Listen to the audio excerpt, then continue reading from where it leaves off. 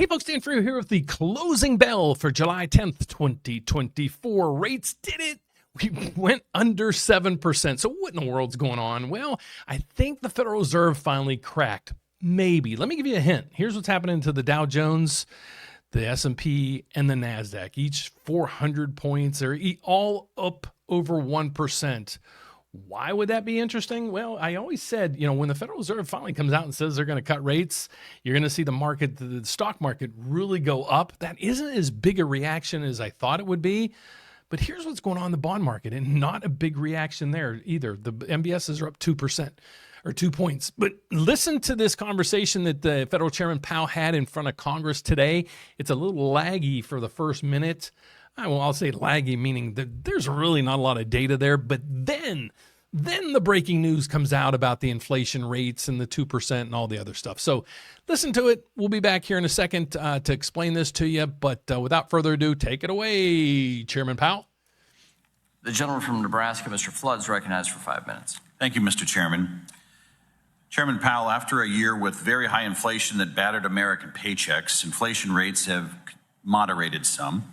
However, inflation continues to linger above the 2% target rate set by the Federal Reserve. In fact, the PCE inflation index has remained above 2% for the last 3 years. The Federal Open Market Committee's statement on longer-run goals and monetary policy strategy issued at the beginning of the year stated, and I quote, "The committee seeks to achieve inflation that averages 2% over time and therefore judges that following periods when inflation has been running persistently below 2%, appropriate monetary policy will likely aim to achieve inflation moderately above 2% for some time," end quote. Chairman Powell, Interesting question he's going to have here. So if you paid attention, you probably missed it. And I missed it the first 2 times I watched this video. But watch what happens here. This is kind of a very interesting question that he had. Does the commitment to achieve a 2% average over time apply in the other direction as well? Meaning that if inflation remains above 2% for a protracted period, would the committee instead aim for inflation moderately below 2% for some time in order to achieve an inflation average of 2%? No, it doesn't. Is it fair to say that you would need to see the PCE index dip below 2% at least once in the coming months in order to contemplate a rate cut? No, that's not fair to say. We've said that you don't want to wait until inflation gets all the way down to 2%.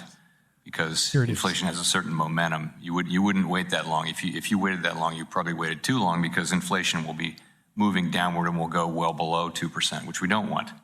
What combination of factors would you need to see in order to support a rate cut this month or in September?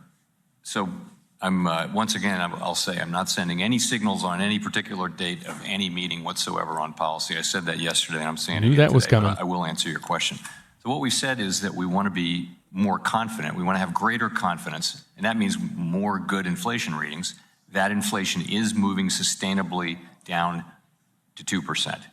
Greater confidence that that is the case. But remember, we have a dual mandate too. We're not just an inflation targeting central bank. We also have an employment mandate. So I could also see us cutting, and we've said this, I've said this, if we saw unexpected weakening in the labor market. And we do now see, I'll say, speak for myself, I now see the risks to the 2 mandates as much closer to being in balance. I think for a long time we've had to focus heavily on the inflation mandate, but I think now we're getting to the place where the